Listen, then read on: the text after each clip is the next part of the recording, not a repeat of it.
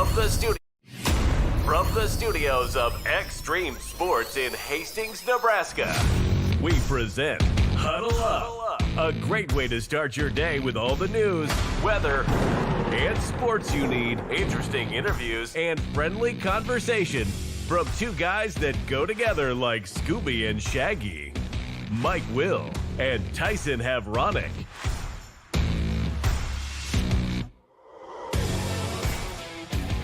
Good morning, everyone. Welcome to another edition of Huddle Up here on Extreme Sports. It is a Thursday, the 9th day of October for 2025.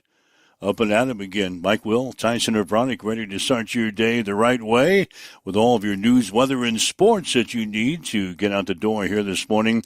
Plenty to talk about on this Thursday. The Nebraska men's basketball team has been selected to finish 15th in the Big Ten Conference this year in a poll for USA Today. We'll check out the top teams throughout the morning here today. The Nebraska women's soccer team, they will take on Purdue tonight at Hibner Stadium in Lincoln. Hastings College women's soccer team, they lost to Concordia last night 2-1. Out at Lloyd Wilson Field. Meanwhile, the Hastings College men also suffering a loss to the Bulldogs last night. Hastings High is going to be the number one seed for the B6 District Softball Tournament that gets underway today out at the Smith Complex. The Tigers will play either York or Highway 6 in a ball game at 12:30 this afternoon, a game you'll be able to hear right here on Extreme Sports.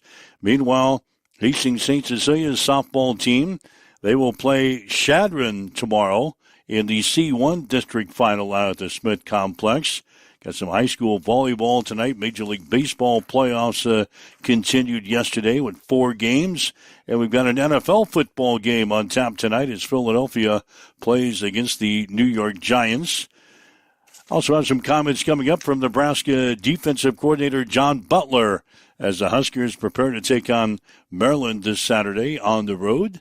So all that and more is coming up for you as you wake up, get going with us here on Extreme Sports as we welcome in Tyson Havronic from the Western Studios. Good morning. Good morning. You sound so excited to get started, my man. I'm happy to be here. Rolled over about 5 minutes ago out of bed and ready to roll. Late night soccer action last night for Hastings College. Got out of Lloyd Wilson Field about 10:30, so you don't just wind down after a game. I mean, nobody just immediately goes, "Oh, that was a game. That was a good broadcast. Time to go to bed." I mean, you don't. Like, there's a natural wind down process. So, I don't know, probably midnight, a little later. Wow, might have fell asleep finally. That's not good. Do you just you can just go from a broadcast to bed like that, seamless transition? No, I'm like you. I need a little while to wind down, but not like hours. What was it? Was it 90 minutes? 90 minutes. 10:30. By the time I got home, it was 10:45. A little over an hour. It wasn't hours, plural. After you do it a couple of days in a row, then you just go right to sleep after that. Your body says, no, I've had enough. There's not. You so you build up adrenaline, right? Like, that's how you get through broadcasts, and that's the excitement factor that comes into play. I mean, there's that natural buildup of adrenaline, and so yeah, when I have these late nights, like, these early mornings suck.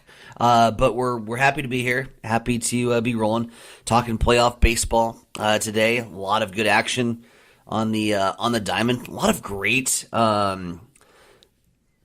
new features that I was seeing as I was watching some baseball, as they have brought this baby on to, like, added channels, and with those added channels and added networks, they're kind of expanding the coverage options a little bit. There was some beautiful camera work that was happening, some new and improved, like, baseline cams, and I love the umpire cam, the behind the plate action. Lou Dog pointed that out as he was watching some playoff baseball last night. So yeah, a lot of teams staying alive. One team, however, not, and that's the New York Yankees. And I think that'll be very interesting to watch develop. Is the boiling water that the New York Yankees front office is in, despite the fact that they were a top 4 team in the American League.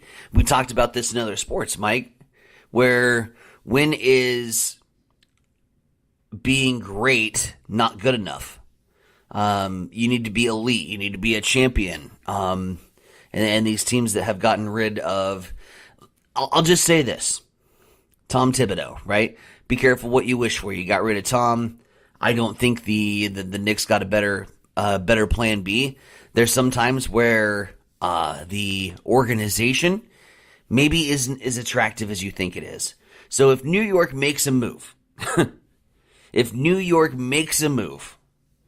and gets rid of Booney, who are you gonna get?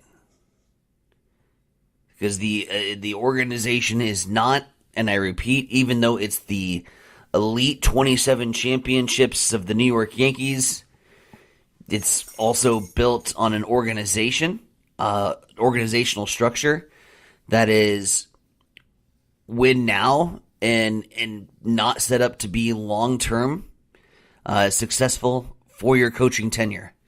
So I'll be very curious to see what happens with the Yankees organization moving forward. All that being said, congratulations to the Blue Jays. I had my doubts. I thought the New York Yankees were going to come back from that and be able to, a 5-game series, win 3 straight from the Blue Jays. And Toronto proved me wrong last night. All right, so Major League Baseball, all 4 series were on tap yesterday. Detroit beating Seattle 9-3. That series now tied up at 2 games apiece. Toronto, as Tyson mentioned, defeated the New York Yankees by the score of 5-2. Blue Jays win that series 3-1. Over in the National League, Chicago got by Milwaukee 4-3. The Brewers still lead that series 2-1. Philadelphia defeated the Los Angeles Dodgers last night by a score of 8-2. But the Dodgers still lead that series 2-1. Today, Philadelphia is at Los Angeles, and Milwaukee is at Chicago. So a couple of baseball games on tap today as the Major League Baseball playoffs continue to roll on. Waking up with Mike and Tyson here this morning. This is Huddle Up on Extreme Sports for a Thursday. Well, we kind of talked about this yesterday. Joe Flacco and the Cincinnati Bengals. Yep. Would he get to start this week? And again, right after our show, it's like Cincinnati is locked into our show here. Right after our show yesterday, they named Flacco as the starting quarterback this week with this week's game against the Green Bay Packers. Ironically, now this is Flacco's second time that he has faced Green Bay in the last 4 weeks. That's what happens when you're well-traveled around the NFL.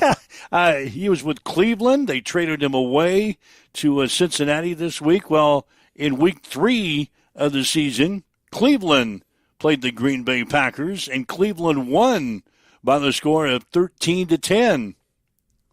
So now Flacco gets traded from Cleveland to Cincinnati, and guess what? His first opponent is going to be Green Bay. So he's had a lot of time to study Green Bay. So who knows what could happen this week, Cincinnati and Green Bay. I'm on Green Bay on my survivor pick. That's your survivor pick. Yeah, this is not good information for me, who's got Green Bay as my survivor pick this week. Done a little more research. Yeah, I didn't didn't know breaking news. Yeah, I didn't know Flacco was going to be traded to Cleveland. I wonder if that'll mess the line. I didn't see what the line did yesterday. It was originally at 14.5. Oh, yeah, it was at 14.5. I wonder what it did. Anyway, Cincinnati at all. 2-3 on the season. It did. Oh, the news of Joe Flacco gives Cincinnati a 0.5 point. That's it. It's now at 14. Well, Cincinnati's a train wreck everywhere else, just not at quarterback. They're not playing well. They've got plenty of talent in the offensive arsenal. I've got a couple of guys on my fantasy football team. But if Shane's early preseason analysis is anything to go by, he saw one drive and he was like, the Bengals defense is trash, and I was like, hey, it's preseason, pump the brakes. Shader might be right. The defense isn't very good, and obviously Browning getting inserted that offense wasn't much better. I don't know what people were looking at with Cincinnati. So Browning is going to be the number 2 quarterback this week. Right. And former Packer Sean Clifford will be the third string, the reserve quarterback. So a lot of ties between Cleveland and Green Bay coming up here this weekend. So that's what's going on. Flacco, as we correctly predicted on this show yesterday, would be the starting quarterback this week, and Browning will be back to his backup role there this week. So back where Browning belongs, in the backup role. Yeah, he's just going to be a long-term backup quarterback. He's had his chance, and he lost 3 games in a row for Cincinnati. And the last one, I mean, lost bad. Let's be realistic. Like, it wasn't just, they were in the game, had an opportunity, and they lost pretty bad in that last matchup. Let's see. I'm going to roll through the comments here really quick. Got a lot going on. Got Lou Dog, where he's got good morning, gents, from the hospital bed. Man, Lou Dog, for you and your whole family, man. I've been praying for you like hell, man. You guys have been going through it. I'm keeping up to date on everything that's going on social media. So hang in there. Hang tough. We're behind you 100%. Ryan Martin chiming in. Always need the extra hour to wind down after the officiating. So he's in wind down mode with me. We got the Yankees lose, Guerrero and Big Papi, funny in the post-game show, Pedro on a roll too, talking about the TV broadcast. Yeah, it's phenomenal. The network coverage here in the postseason. And Lou Dog, he's got a mission for IT or research department, if we have one, looking to see if that has ever happened with a quarterback playing 2 different teams, or playing the same team for 2 different teams in the same season. Wow. In season? Yeah, in season. I don't know if that is. I mean, we could research that. And it happens in a matter of just a couple of weeks. Right. Yeah, so Flacco played the Packers in week number 3. This is only week 6. So that probably hasn't ever happened. Well, you're doing some research. I hear you're doing some research on that already. Brock Purdy, by the way, the San Francisco quarterback, looks like he's going to miss another start this week against Tampa Bay. Mac Jones will be the number 1 quarterback this week. Jones led the Niners to wins in each of his previous 3 starts. So San Francisco very quietly, despite their injuries that they have sustained this year, very quietly rolling along in the NFL season. And they got Tampa Bay coming up this week. With Purdy missing practice and Jones, who was banged up a little bit in his last outing, Adrian Martinez, the former Husker, was promoted from the practice squad last week. He'll get more reps with the starters in practice this week, just in case. Again, Mac Jones, I think he was knocked out for a play in last week's game, and Adrian got in there, but evidently did not take a snap. But Adrian Martinez is taking some snaps with the number 1 offense this week as San Francisco prepares to take on Tampa Bay on Sunday. All right, so I've got the research done for Lou Dog on the question. Has a NFL quarterback ever played the same team for 2 different teams in the same season? And this is wild, because not only has it happened, it's happened against the Green Bay Packers. Back in 2011, Kyle Orton started the game versus the Green Bay Packers as the quarterback for the Denver Broncos. Later in that same season, he joined, guess who? The Packers? No, he played the Packers. Yeah. What team was he a member of in 2011? Kyle Orton? Kyle Orton. Not the Chiefs. Yeah. I can't remember him as a quarterback of the Chiefs. Kyle Orton? Orton was claimed off waivers by the Kansas City Chiefs in 2011. Wow. We must have been hurting. We've been through this. We've been through the pre-Mahomes, the era from Montana to Mahomes. We must have been hurting. It was a little sketchy for Kansas City. Yeah, if we claimed Kyle Orton off of waivers to be our quarterback, hell, we were hurting back then. That's outstanding. So he was a Bronco and a Chief, and they played the Packers. So the same thing is happening. Same thing is happening for the Packers. The same thing's happening for Joe Flacco. Yeah. And the Packers. They're going up against the same quarterback. Wow. On two different teams. All right, that's nice. A fun stat. Yeah, that's nice research. Kyle Orton. God, I didn't even know he was a Chief. That's how bad. No, if you would say name the Kansas City Chiefs quarterbacks, as many as I could, Kyle Orton would not be one of my choices. Sure. You can name the Lynn Dawson, and you can name all the guys that you just kind of mentioned. But, no, Kyle Orton would not be a former Kansas City Chiefs quarterback that I could roll out. Hell, I can even remember Steve Ono Bono. Oh, no. Remember Steve Bono? No, I'm researching the 2011 season. It was bad for you. The Chiefs finished 7-9 on the season, but the 2011 season ultimately culminated with the firing of Todd Haley, your head coach. Oh, how times have changed. How times have changed. That's wild. I love this. That's good stuff right out of the gates. Good stuff. Colorado Buffaloes head coach Deion Sanders was back in practice yesterday, day after undergoing surgery related to blood clots. He appears to be on track to be on the sideline Saturday when the Buffs host number 22 Iowa State. Mm-hmm. Colorado's currently, 2-4 in the season. They're 0-3 in the Big 12.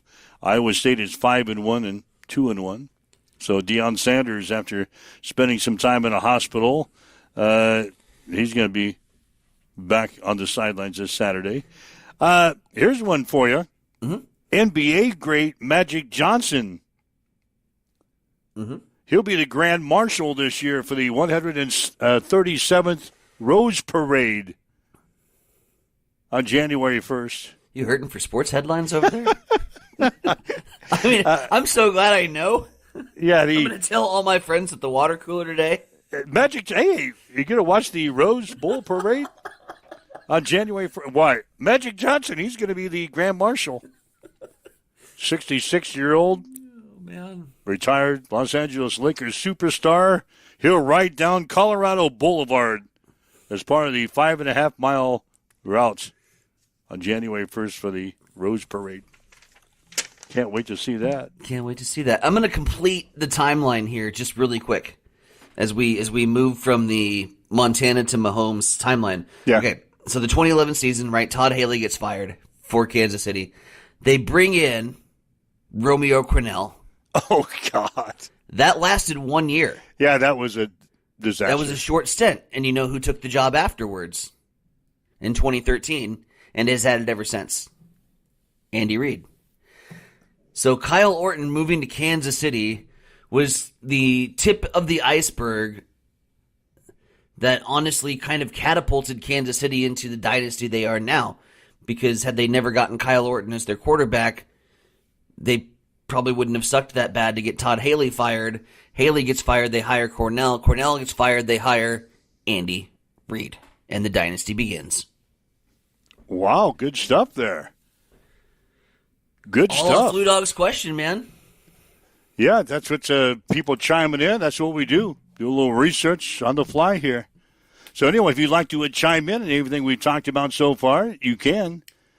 Give us a buzz on the Hamilton Telecommunications fan line, 402-834-1330. 402-834-1330. If you'd like to leave us a message on the social media sites, we're monitoring those comments as well. One other thing we'll bring up here before we get to the news break. Mm-hmm.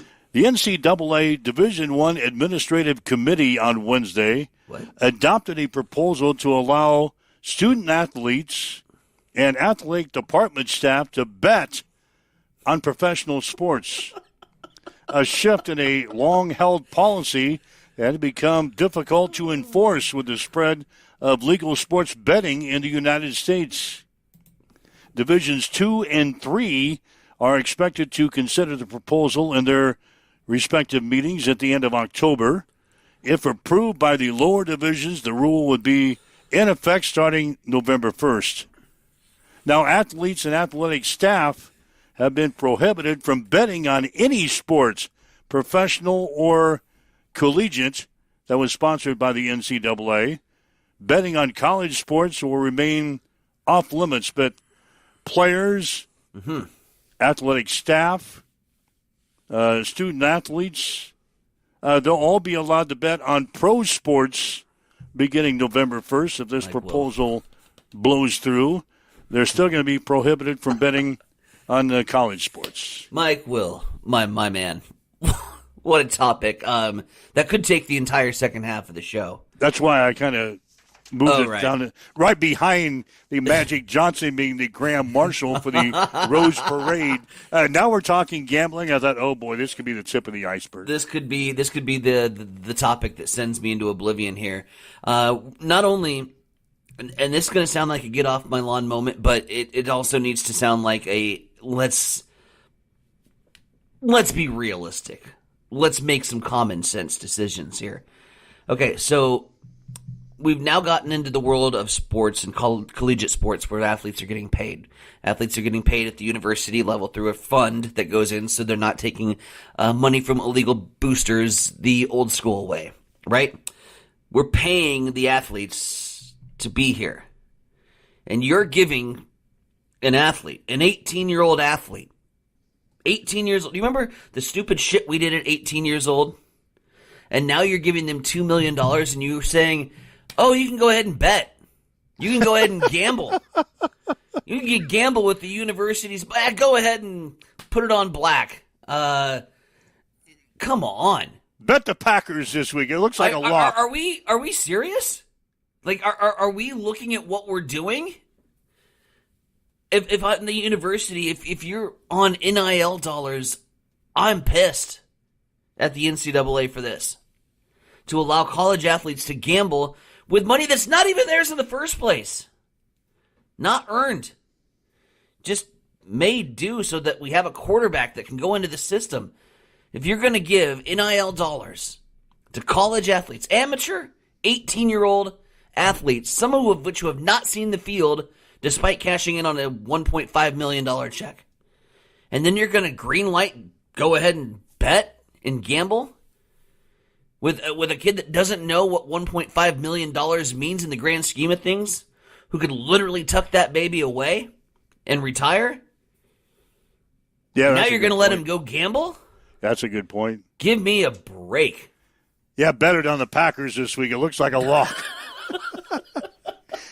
No. You don't do spreads. You can't do spreads. You can do Survivor. I might take the Bengals to cover.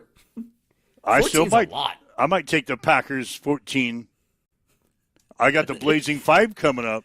And that Exhibit A, why you shouldn't be betting with NIL dollars. Yeah, just follow our statistics. Oh, boy. If you're sitting in college with your NIL $2.1 million that is supposed to be in your account today, don't follow our Blazing 5 picks here recently. You'll go broke in a hurry. Yeah, that's a good point. I thought I'd bring that up. That was just interesting. We've heard so much about the NCAA cracking down on gambling. Now gambling is kind of out of hand. They realize they can't enforce it. Yeah, they can't enforce it. So don't have a rule that you can't. That's been my thing all the time. I don't care what I'm dealing with, but don't create a rule that you cannot enforce. It's stupid, asinine. If you can't enforce the rule or you have no way to enforce it, don't make the rule. I don't care what we're dealing with. City government, politics, or sports gambling in colleges. Don't make a rule that you can't enforce. Right. And I guess, realistically, if we're thinking that there's no way they could enforce it, so there's no way they can prohibit it.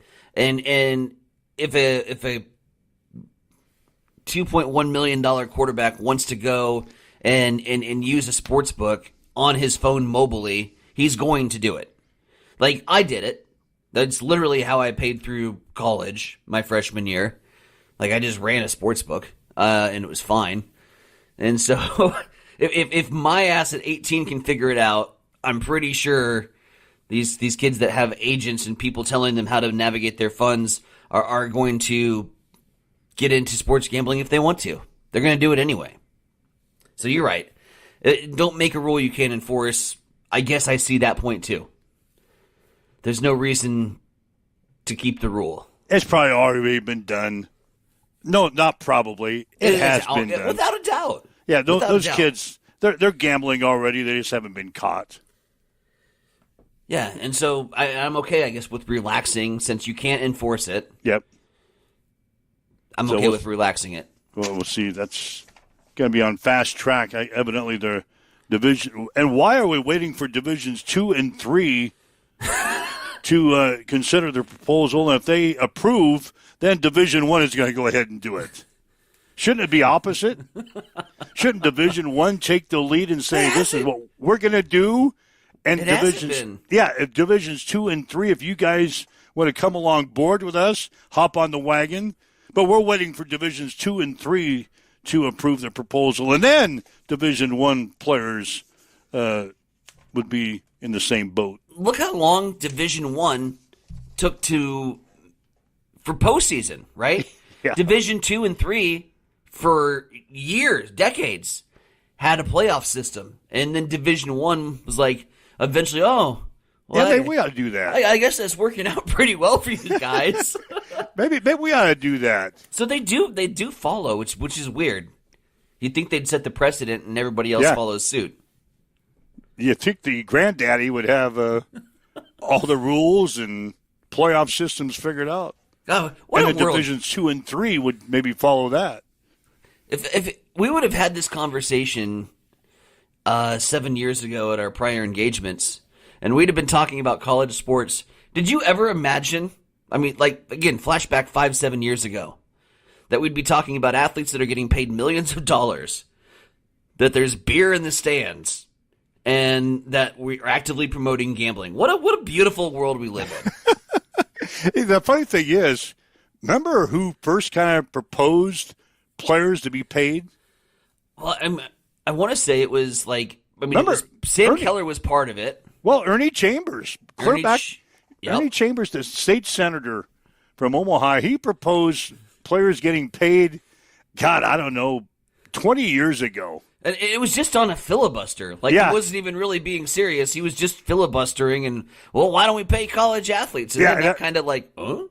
I looked at that and said, there ain't no damn way they're going to start paying college athletes. They're already going to school on a scholarship. They don't need to be paid. Ernie, what are you thinking? Well, guess what? 20 years later. Sam Keller filed the original name, image, and likeness lawsuit with 3 or 4 other different college athletes because they were pissed off that EA Sports was making money on the video games. And that started the whole trend moving forward after that lawsuit. Then they had to kind of figure out a way, we're using this name, image, and likeness. Well, we got to stop doing that. Well, that was a big moneymaker we kind of want to continue to do that. Can we pay these college athletes? And then Northwestern's quarterback stepped in, and I don't remember his name for the life of me, with like an NIL plan, and basically gave the NCAA the framework, and the rest, as they say, is history. Man, we've covered a lot of ground. Sam Keller from Nebraska? I don't claim him. He was Sam Keller from Arizona State who transferred into Nebraska for one season. Was horrible. It was a disaster. He couldn't move on to the pros, which he thought he was going to go to. So then he filed this lawsuit against the NCAA. Bingo. God, We have covered a lot of ground in this first half hour. This has been very informative. Wow. We talked about the Kansas City Chiefs in 2011 and how we got from 2011 to Andy Reid. What's wild is I woke up at 6:54. I'm literally 36 minutes into my day. This is probably your best 30-minute segment we've had in quite some time. That's the key, man. Yeah, this is obviously one of our better 30-minute spans we've had here on this show. All right, let's see if we can do the news and sports, shall we? It's 7:31, waking up with Mike and Tyson here this morning. This is Huddle Up on Extreme Sports.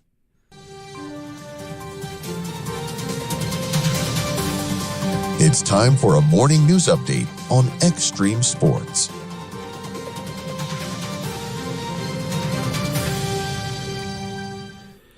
We start off with news from the Adams County Sheriff's Department as they put out a press release yesterday investigating a critical incident that occurred this weekend after a passerby located a 15-month-old child in a ditch near the 2000 block of South Marion Road in rural Adams County.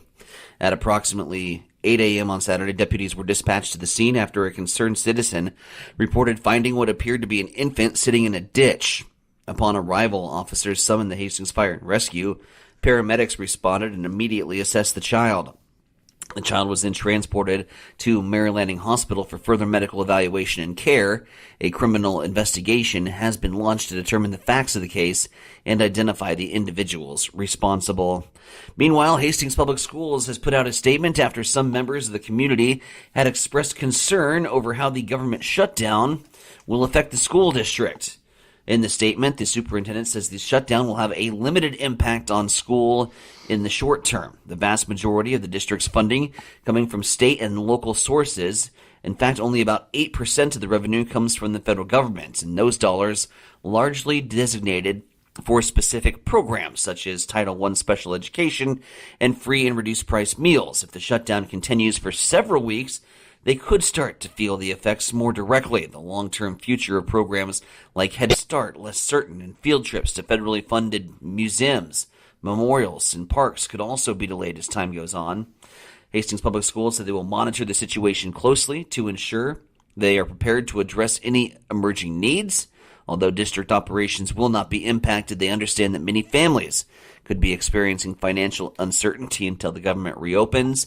And due to this, they wanted to make sure the community was aware that they could apply for free and reduced price meals at any time as a result of a loss of income. They remain committed to keeping the community informed and supporting their students. Hastings Public Schools talking about the government shutdown here at 7:33. We'll spin things back over to you, Mike, at the Eastside Studios. What's going down in sports? Well, the Nebraska men's basketball team has been selected to finish 15th in the Big Ten Conference this year in a poll for USA Today. The Huskers finished 21-14 last year, of course, went on and won the college basketball crown in that postseason tournament out in Las Vegas. Purdue was picked to win the conference championship this year, followed by Michigan, Illinois, UCLA, and Michigan State. The Nebraska women's soccer team will play Purdue tonight at Hibner Stadium in Lincoln. Huskers are 5-3-5 in the season, 0-3-3 in the conference after dropping a 3-0 decision to Northwestern on Sunday. Kickoff will be at 7:05. Hastings College women's soccer team lost to Concordia 2-1 last night. It's the first regular season conference loss for the Broncos since September 27th of 2023 and a 1-0 loss at Briarcliff. It's also the first home regular season conference loss since September 22nd, 2022 in a 1-0 loss to Northwestern. Hastings is now 8-2-2 in the season, 3-1-1 in the conference. They'll play host to Dordt on Saturday beginning at 8. Hastings College men lost to Concordia 3-1. The Broncos are now 5-3-4. They're 1-2-2 in the conference. They'll also play Dordt on Saturday. Kickoff will be at 5:30. Hastings High is the number 1 seed for the B6 District Softball Tournament that gets underway today out at the Smith Complex. The Tigers are 20-8 on the season, Hastings will play either York or Highway 6 at 12:30 this afternoon. We'll have the game on Extreme Sports beginning with a pregame at about 12:20 today. Waverly is the number 2 seed. They'll play either Gering or Ponca in the semifinals, also at 12:30. Winners will play in a best-of-3 final on Friday, beginning at 10. Hastings St. Cecilia's softball team will play Shadron tomorrow in the C1 district final at the Smith Complex beginning at noon. The final will also be a best-of-3 series, with the winner advancing to the state tournament. In some other games, Auburn will be at Kearney Catholic, Malcolm is at Centura, and Twin River is at Central City. High school volleyball tonight, Hastings High will play at Aurora, and Holdridge is at Adams Central. In the NFL tonight, Philadelphia is at the New York Giants. Kickoff at 7:15 on Prime. That's a check in your sports headlines, 7:36 on Extreme Sports. It's time for a morning weather update on Extreme Sports with Chief Meteorologist Tim Jones. Thursday brings us a little more wind. It'll be warm and sunny. Hey everybody, Tim Jones with your forecast. South-southeast winds 10 to 15, gusts of 25 today, a high near 80 degrees. Plenty of sunshine overnight tonight. We increase some clouds. Should be partly cloudy, an overnight low of 56.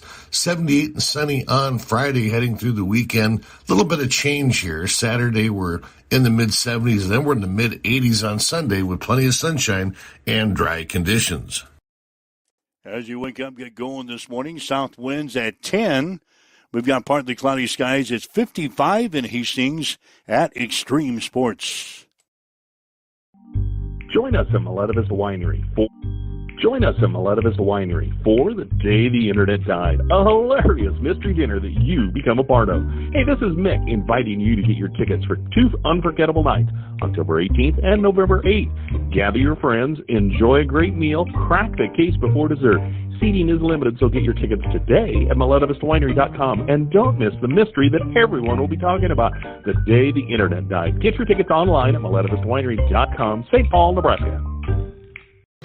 Connet Auto Care is the trusted name in automotive repair and maintenance services in Hastings. We're a gold-certified Napa Auto Care Center. Our ASE-certified technicians have the Blue Seal of Excellence, receive continuous training, and are committed to providing the best service your vehicle can get. Whether it's preventative maintenance, major repairs, or just an oil change, Connet Auto Care is here for you.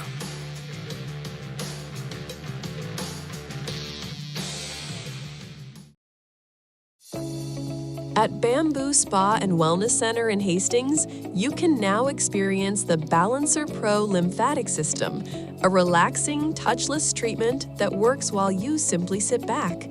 Using the principles of manual lymphatic drainage, it helps flush out swelling, reduce toxins, ease muscle soreness, and promote total body wellness. Whether you're recovering from surgery, looking to contour and tone, aiming for weight loss, or just wanting to feel lighter and more energized, the Balancer Pro lymphatic system delivers results you can feel immediately. Perfect for athletes, post-op recovery, detox, or anyone who just wants to look and feel their best, because it's for everybody with a body.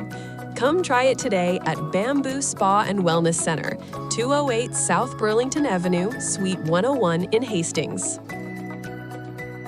Get ready for the ultimate trivia experience with Extreme Sports Trivia. Play from anywhere at home, on the go, or at your favorite bar or restaurant. Compete live against players from all over in real time, answering questions across categories like sports, pop culture, Marvel, and more. Want to see how you stack up?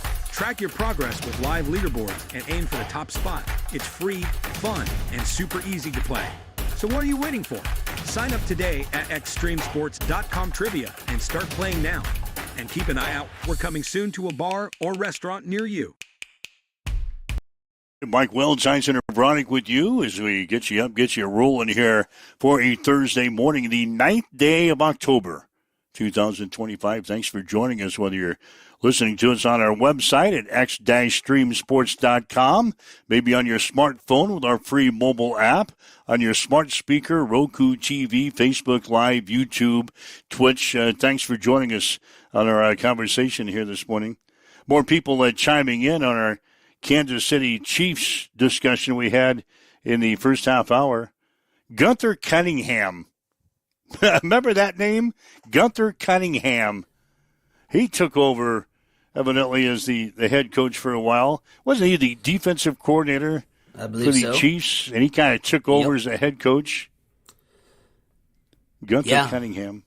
That's an era of Kansas City Chiefs football I think you'd all rather forget. Well, we all brought it up because... That's right. Of who? Who was Kyle that guy? Orton. Kyle Orton and his move from Denver to Kansas City back in 2011.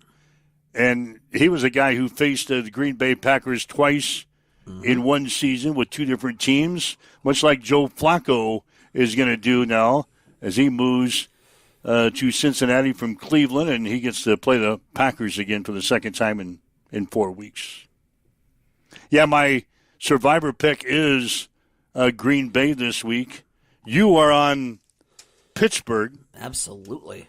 And the survivor picks, the other 6 people in our survivor pool that we're talking to, you got to have your picks in by 6 o'clock tonight.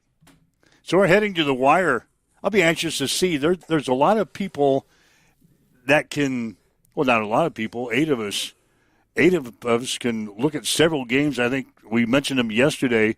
There were several possibilities maybe for survivor picks for this week, so I'll be anxious to see when the picks are all in who everybody's on, because we're heading to the wire. Only 8 of us left, and you and I can't win, so really there's only 6 still in the running. We can put all the games on one sheet. Yeah, 2 of them are ties. Tyler Moritz ties. and Tyson Schleicher. Ty Schleicher, Tyler Moritz, Tyson and Bronick. 3 ties. Well, you're ineligible. You still are. Well, like I said, we'll have that discussion with my agent come next week if we're still alive. Yeah, what happens if it's just you and me left? We lawyer up. God, I hope that doesn't happen. Bookkeeper. I hope that doesn't happen. We lawyer up to see the bookkeeper who also works at a law firm. So, yeah, our chances are slim to none here. Our chances are slim to none that we're going to be able to weasel our way into the grand prize drawing. I'm just going to go back to the original contract that we signed, and nowhere stated that we are ineligible for prizes in our own competition. So, yeah, I hope that doesn't happen. Lexi, she'll be in the running. Lexi Brooks. Eric's little E's looking good. Oh, little right E. now. Yeah, little E. He'll be in the running. Surely our luck cannot run this good. No. We had, literally a 0% chance, I thought, when you and I first sat down at this competition and we looked at the field and the survivor field and we're like, yeah, it'll be fun to play along for a while, but there's no way we're going to be in the... Yeah, well, here we are. Final 8. Look at us go. We're in the Elite 8. We are the 14 seed, had no business. Yeah, being in this tournament. No business in the conversation. We snuck our way in the back door, didn't go to the conference tournament, somehow picked up that large bid, and have played their way into the Elite 8. Who's Pittsburgh play this week? Cleveland. In Pittsburgh. And I've got the Packers at home against Cincinnati. Against Joe Flacco for the second time. How ironic is that we're picking against Cincinnati and Cleveland this week? Oh, jeez. All right. Let's roll on here. Talk some Husker football again for you, as we had defensive coordinator John Butler available yesterday, and he talked about Maryland's quarterback in Malik Washington, who is a true freshman quarterback. He'll be playing for Maryland this weekend, throwing for 1,257 yards, 9 touchdowns with only 2 interceptions. He looks like he's very well coached, meaning that he is obviously hasn't been sacked, and he really hasn't made many mistakes on tape. So he knows where to go with the ball based on what the coverage looks like pre-snap, what the coverage looks like post-snap. Looks like he has some really good blitz answers that he makes. He's a decisive kid and makes the throws. So, you just look at his numbers through the year. Every game he's thrown for over 200 yards, throws a nice ball. So I think it's definitely a challenge. And then he's got some skill around him at receiver some skill guys that can run, and a tight end that can get open and catch the ball. So it's definitely a challenge for us, probably one of our biggest challenges to this point, just in terms of the overall passing game, the operation of their passing game, how well he's coached by their offensive staff. So it's definitely a huge challenge. Also talked about Nebraska's defensive line, and Coach Butler says he was happy with the play at the DL in the ball game against Michigan State last week. I think they continue to improve. Obviously, the results show that we hit the quarterback. We created more havoc and made more plays, in that regard. So from a results standpoint, you can see that we got some rewards there. I think the results came from not just the work we put in this week, but the continued work through the year and the emphasis of how to win in one-on-one pass rush, how to attack their protections, how to get off blocks, how to effectively move, how to get more population to the football. So I think that really with that, just like every position on our defense, it's all a work in progress. But I think because of the youth and the experience there, I think they'll continue to get better. Okay, Nebraska playing at Maryland on Saturday. Going to be the first true road game for the Huskers this season. It's going to be a great challenge for us. I went to school in that area. I went to Catholic U in D.C., which is like 10 minutes from College Park. So it'll be good to get back in that area of the country. But it's a business trip, right? And, we're going out there. When we're going out there, we're going to practice our ass off over the next couple of days and then finish our preparation, in the College Park, I guess Bethesda areas, wherever we're going.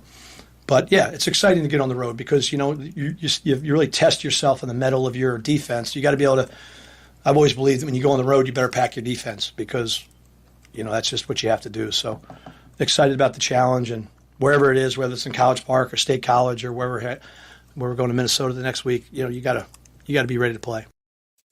And the coach says that Maryland will present some challenges for his unit.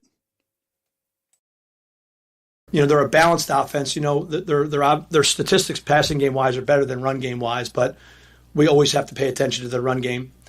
I think that their passing game is not just drop back oriented. They're good in the play action game. They're good in the RPO game, and then they really have three, but really two main guys that are averaging over 17 yards a catch. So when you have that, you better make sure that you're in position, that you're challenging them, that you've got population around their routes, and so I think that it's a combination of their scheme, which I think their staff does a good job of, the quarterback who really knows where to go with the ball, and then they like to get the ball into those receivers' hands and that tight end's hands and give them a chance to run. So whether we're playing man or we're playing zone, we've got to do a good job. That's Huskers defensive coordinator John Butler as Nebraska gets ready to take on Maryland this week on the road. So Huskers rolling along. You mentioned October being a crucial month. We passed our first test with a win over Michigan State. Now a road contest at Maryland coming up this week. Yeah, just can't have stumbles here in the next 4 games leading up to USC, and got that first test passed, and a game that I prefaced that we would have lost a year ago. So the momentum continues. Big weekend, first road contest here for Nebraska. Line still sitting straight at 6.5. I believe it briefly yesterday went to 7, and now back to 6.5 here this morning. So gotta think Nebraska can win that game by a touchdown. Wow, IT guy is already chiming in. We sparked the IT guy all of a sudden. Got him fired up. He says Nebraska wins, doesn't cover. Nebraska wins, doesn't cover. So he's expecting a tight game on the road at Maryland. Vegas is expecting a tight game. God, I think we can beat Maryland by a touchdown. I hope. I mean, again, you want to talk about being a championship caliber football team, these are teams you got to put away.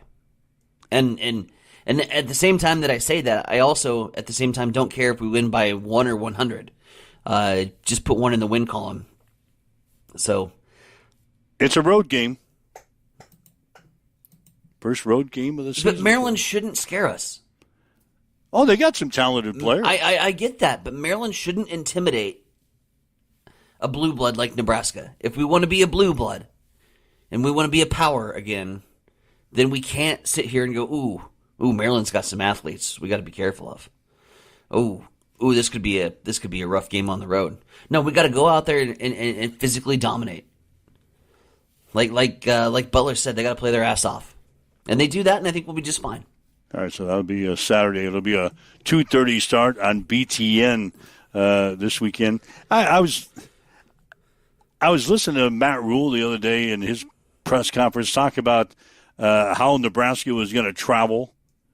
This is their first true road game of the season. Yeah, I know we went to Kansas City, but this is their first true road game of the season. So Nebraska is going to be leaving tomorrow.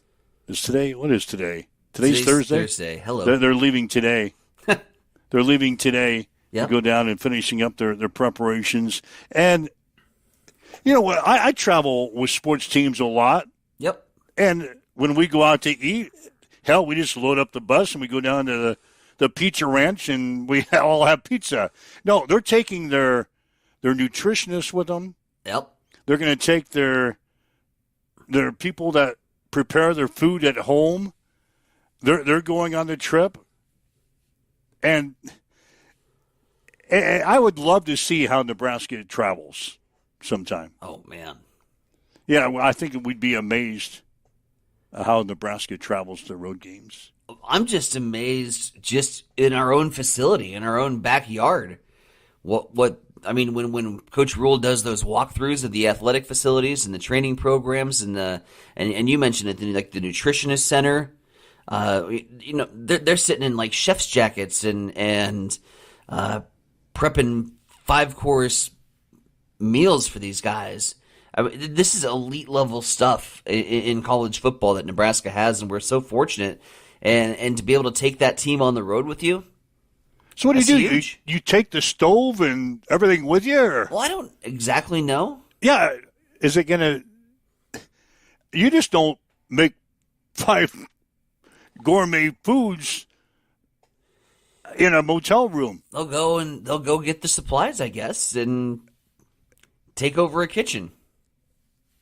Yeah, I'd like to see how that happens. Because I know how Hastings College travels. Like I said, where we're going today, slightly different. Yeah, we're going to go to the pizza ranch, and we're all going to go through the buffet line. That's not the case here. That's not the case here. The nutritionists and everybody's going with us. Shane wants that on Netflix. How Nebraska travels. I think just a documentary on these elite level D1 programs. I mean, if you watch the SEC documentary that follows 4 or 5 of those SEC teams as they go through battle, and you look at the elite stuff that they have for their top-notch programs, the LSUs, the Tennessees, the Florida Gators, the South Carolina Gamecocks. I mean, it's a whole nother world than what we're used to in college athletics.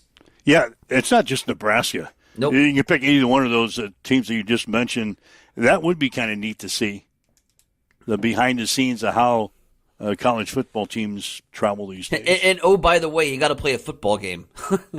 like there's all these elements, there's all these moving parts, and there's so many things that go on just in preparation for a road trip. Then you got to play the game. Yeah, so we are out of our norm this week. People talk about, Matt's talked about that this week. This is a road game. Things are not normal this week. So they have to adjust to that. Yeah, I know teams go on the road all the time, but it's different, especially the new guys. It's different.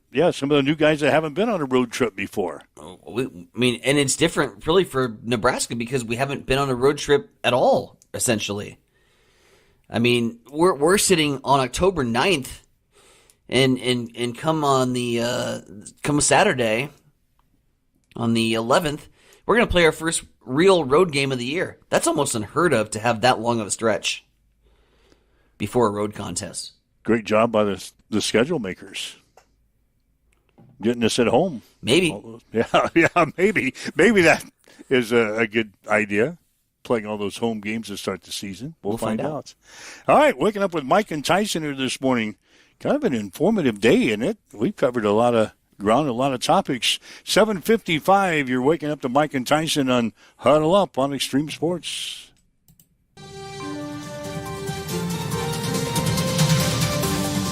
It's time for a morning news update on Extreme Sports.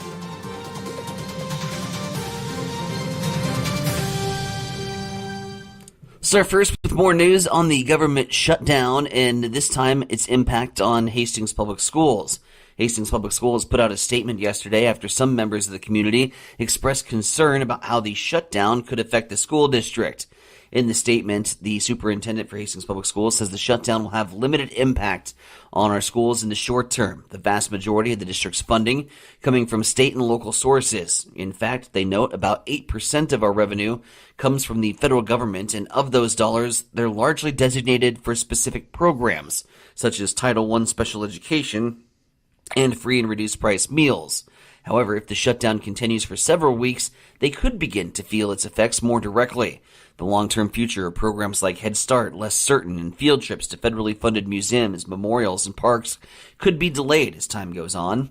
Hastings Public Schools will continue to monitor the situation closely to ensure they are prepared to address any emerging needs. And although district operations will not be directly impacted, they understand that many families could be experiencing financial uncertainty until the government reopens. Because of this, they want the public to be aware that you can apply for free and reduced price meals at any time as a result of loss of income. Hastings Public Schools remains committed to keeping the community informed and supporting the students. Should the shutdown extend long enough to create noticeable impacts for students, families, or staff, they will provide timely updates and resources to help the public stay informed. And the Adams County Sheriff's Department is investigating a criminal incident that occurred this weekend after a passerby located a 15-month-old child in a ditch near the 2000 block of South Marion Road in rural Adams County. At approximately 8 a.m. on Saturday, deputies were dispatched to the scene after a concerned citizen reported finding what appeared to be an infant sitting in a ditch. Upon arrival, officers summoned Hastings Fire and Rescue as paramedics responded and immediately assessed the child. The child was transported to Mary Lanning Hospital for further medical evaluation and care. A criminal investigation has been launched to determine the facts of the case and identify the individual or individuals responsible. 7:57, swinging back over to the East Side Studios. Mike, what's the haps in sports? Well, the Nebraska men's basketball team has been selected to finish 15th in the Big Ten Conference this year in a poll for USA Today. Huskers finished 21-14 last year, won that college basketball crown in that postseason tournament out in Las Vegas. Purdue was picked to win the conference championship this year, followed by Michigan, Illinois, UCLA, and Michigan State. The Nebraska women's soccer team will play Purdue tonight at Hibner Stadium in Lincoln. Kickoff will be at 7:05. Hastings College women's soccer team lost to Concordia 2-1 last night. It's their first regular season conference loss for the Broncos since September 27th of 2023, when they lost 1-0 at Briar Clef. It's also the first home regular season conference loss since September 22nd of 2022, and a 1-0 loss in Northwestern. Hastings will play Dordt coming up on Saturday.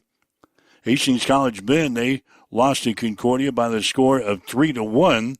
The Hastings College men will also play the Dordt Defenders on Saturday. Hastings High is the number 1 seed for the B6 District Softball Tournament that gets underway today out at the Smith Complex. Hastings will play either York or Highway 6 at 12:30 this afternoon.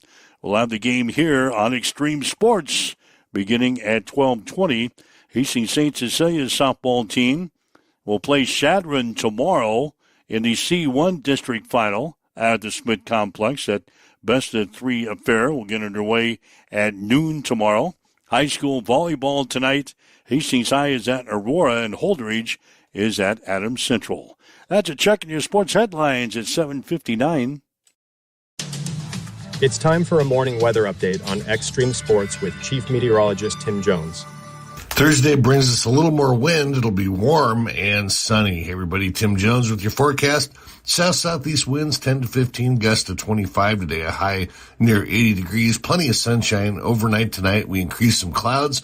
Should be partly cloudy, an overnight low of 56. 78 and sunny on Friday, heading through the weekend. A little bit of change here. Saturday we're in the mid-70s, and then we're in the mid-80s on Sunday with plenty of sunshine and dry conditions. South winds this morning at 10 miles per hour, partly cloudy. It is 55 in Hastings at Extreme Sports. At Bamboo Spa and Wellness Center in Hastings, you can now experience the Balancer Pro lymphatic system, a relaxing, touchless treatment that works while you simply sit back. Using the principles of manual lymphatic drainage, it helps flush out swelling, reduce toxins, ease muscle soreness, and promote total body wellness. Whether you're recovering from surgery, looking to contour and tone, aiming for weight loss, or just wanting to feel lighter and more energized, the Balancer Pro lymphatic system delivers results you can feel immediately. Perfect for athletes, post-op recovery, detox, or anyone who just wants to look and feel their best, because it's for everybody with a body. Come try it today at Bamboo Spa and Wellness Center, 208 South Burlington Avenue, Suite 101 in Hastings.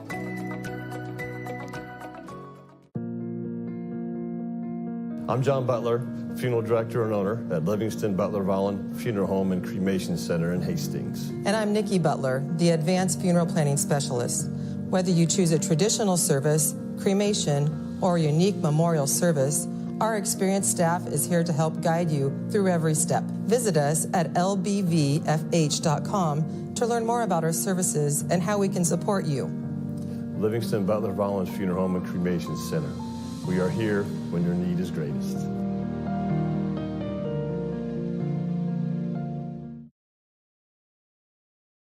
Hamilton has been providing IT solutions for businesses across the state of Nebraska for more than 3 decades.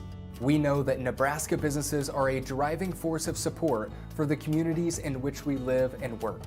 We keep them connected and protected by delivering cybersecurity, hosted phones, and managed IT.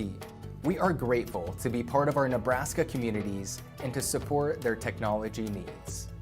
More information at All right, Mike Wilde, Science Center Bronick. You're listening to Huddle Up on Extreme Sports for this Thursday. Again, we'll have some softball coming up today from the Smith Complex. Hastings High will play either York or Highway 6 in the semifinals today in the B6 District Softball Tournament. That game will go at 12:30. We'll be on the air today at about 12:20 with the pregame show, so you can join us for some softball. Hastings High and either York or Highway 6. Those two teams will play in the first game at 11 this morning. So more softball coming up. In fact, we're going to be living at the Smith Complex for the next 2 weeks. We already had St. Cecilia's sub-district the other day. We've got Hastings High today. We're going to have district finals there tomorrow, hopefully involving both Hastings High and St. Cecilia. And then the state softball tournament gets underway next week. So we can stay hunkered down, just leave our clothes there. Leave our clothes there. Camp out in the press box? Yeah, we'll just change our clothes. Press box. So we'll have a softball coming up for you today.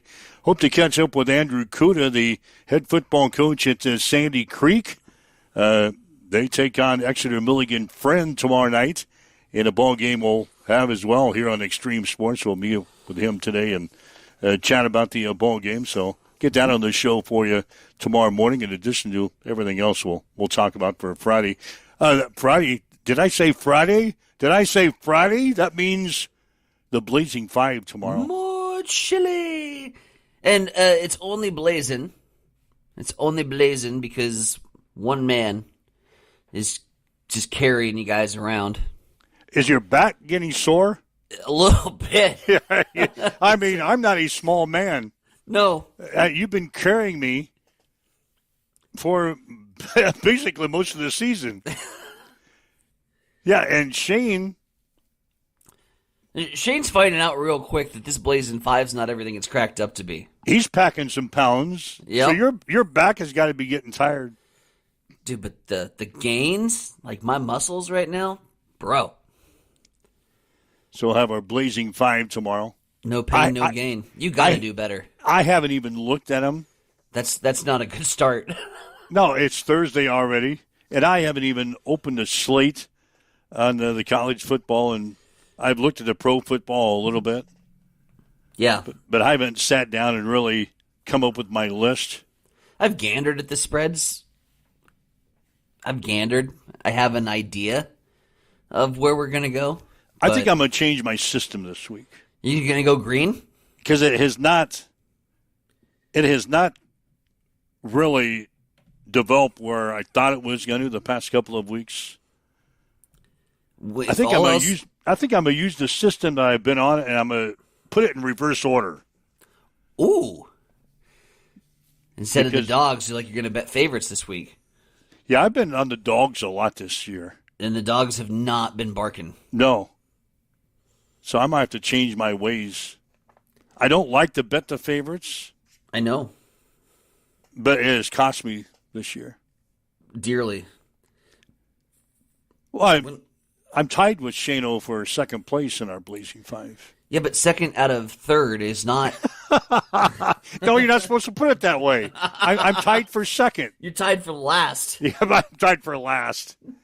Jeez. If all else fails, just go green. Green is the color of money. Just bet the green teams? Or just pick a color. Pick any color. Well, green is the color of money. Green is money. So that's been my fail-safe. But you can do that with any color. It's the same fails. It's the same for Fauner Park. If I get in a rut and I lose like three races in a row, I'm just going to bet 5 across the board because 5 is green and green's the color of money. And I will tell you, more times than not, that strategy has paid off not only in horse racing but in also college football. So you're telling me to get a list of 5 green teams? I'm telling you to get your ass in gear because I'm tired of carrying you. 5 green teams? Look yourself in the mirror this week. Well, I don't have much time to look myself in the mirror. About 24 hours. 23 and a half hours. Is the Oklahoma-Texas game scream trap to you? What's the line? Texas is a 1.5-point favorite. Trap. Texas hasn't beaten an SEC team. Oklahoma is undefeated in the 6th-ranked team in the country, and they are a dog Trap. in the Red River rivalry. Trap. Trap all the way. Yeah, and the last time you said that, you walked right through one. Yeah, but I took the trap. I'm not going to do that anymore. So bet Texas, you're telling me. I mean, if you want to. You're telling me to bet Texas. That sounds sacrilegious almost. You tell me to bet Texas over Oklahoma. The Kansas State line is wild. TCU 4-1 going to Manhattan. Kansas State's awful. They're 2-4. The line's only 1.5. That screams trap. TCU's favored by 1.5? Yep. Trap. Iowa State's only a 2.5-point favorite against Colorado. Trap. Wow, 3 trap games right off the bat. That's just a quick scan. There's some weird spreads this week. There is some weird spreads. What's Vegas know that we don't? Everything. Yeah, we're just a bunch of we're experts on nothing. We started the show by saying that. We came out of the gates. We came out of the gates 2 years ago. We let you guys know what you're getting into. Yeah, we said 2 years ago when we started this show that we're experts on nothing. And for the 8 in the live lobby that have followed religiously since the inception of this show, to know that we are experts on nothing and still join us each and every morning, I love it, man. It's so great. All right. So anyway, we'll have the here. Blazing 5 tomorrow. Hopefully have Andrew Kuda on the show tomorrow and more sports talk for you on a Friday. If you'd like to listen to this show again, boy, we covered everything today and then some. catch the podcast of this show. You can listen to it, or if you missed portions of it, you can listen to it again at your convenience. Just download the podcast on any one of our social media sites, and you can listen to the show again. So we'll have softball today beginning at 12:20, Hastings High and Highway 6 or York coming up for you today. So we'll talk to you then.